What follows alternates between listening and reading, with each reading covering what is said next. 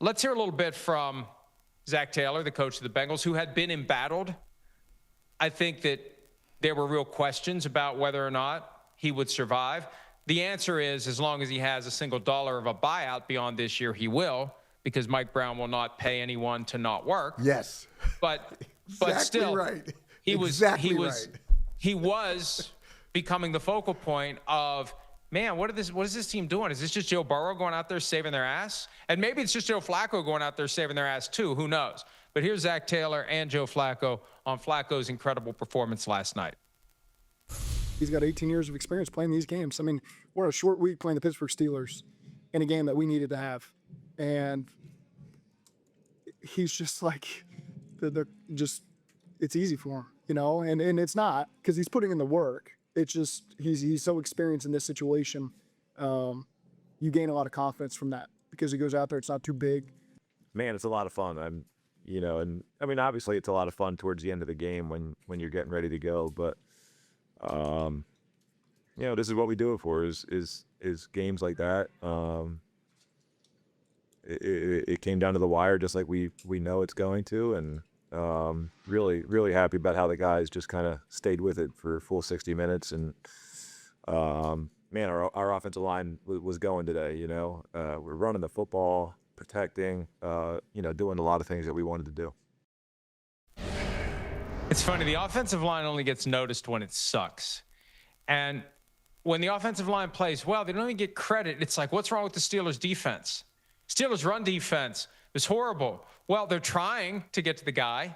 They're trying to make the tackle. The problem is they're being prevented because the guys assigned to keeping them from getting to the player with the football are doing a very good job of shoving them out of the way.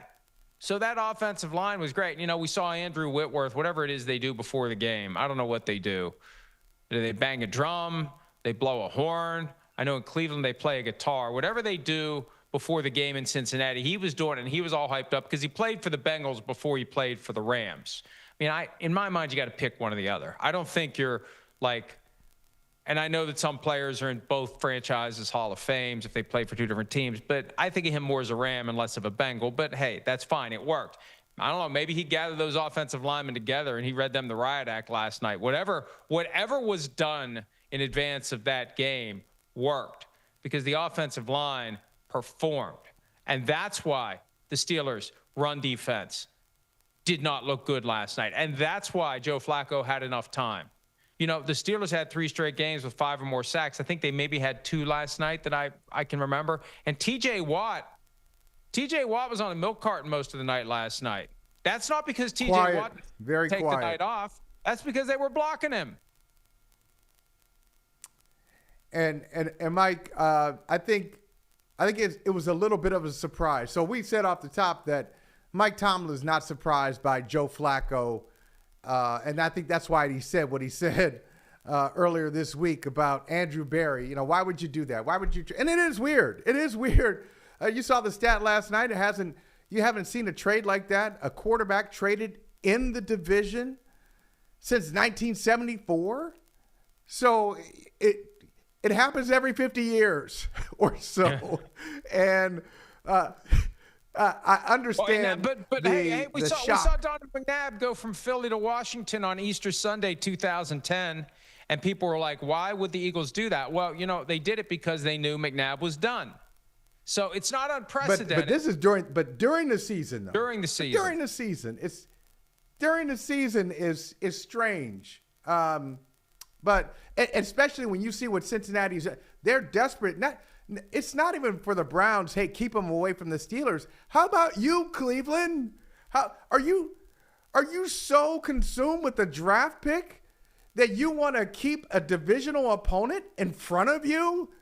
Why would you help them out? I wouldn't do it. I understand why Tomlin's upset about it. If you're a competitor, if you're a Browns fan, you should look at it and say, why did we do that?